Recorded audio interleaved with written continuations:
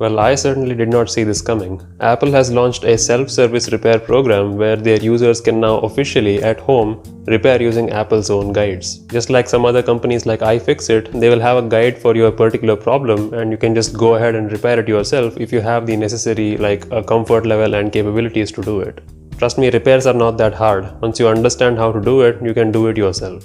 The problem with Apple devices was that the company was pretty actively fighting against right to repair legislation until they finally gave up, and now they're giving you full authority to repair your own devices the way it should have been all the time. Now, while that sounds like a pretty good news, it may not always be that way because Apple still controls the distribution of these parts.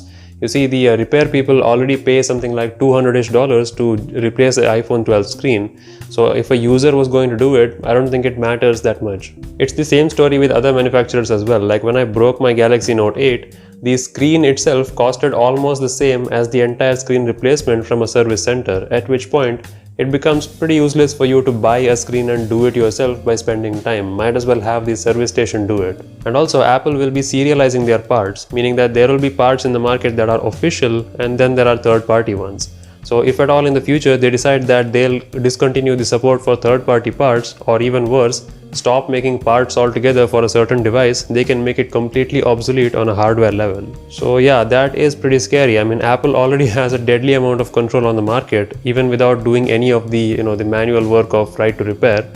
But now that they are getting into that space, it's kind of scary to see what level of control they will authorize. Yes, technically you do have the right to open up your phone now and buy parts from Apple and repair it yourself if you want to, but if those parts are not available at all, you end up going back to the same third-party replacement method by sourcing parts off of China. It is definitely a step in the right direction, but I am not amazingly impressed by this because the parts are not widely available for that. This may just be another move made by Apple to diversify their revenue even further. It's still good news compared to what we have right now. People are resorting to buy third-party parts anyways, so having an official guide and an official set of tools and replacement parts from Apple themselves may be beneficial for those who are actually looking to do it the official way themselves. And of course, as usual, those who want to take a chance with third-party things can still do it. What do you think? Do you think this is a half-hearted attempt by Apple to address all the hate that they're getting for locking down the right to repair, or do you think this is a starting of a bigger scheme that they're planning? I for one am optimistic. I like to see more of this. Share your thoughts in the comments down below and join us on Discord. Link is in the description.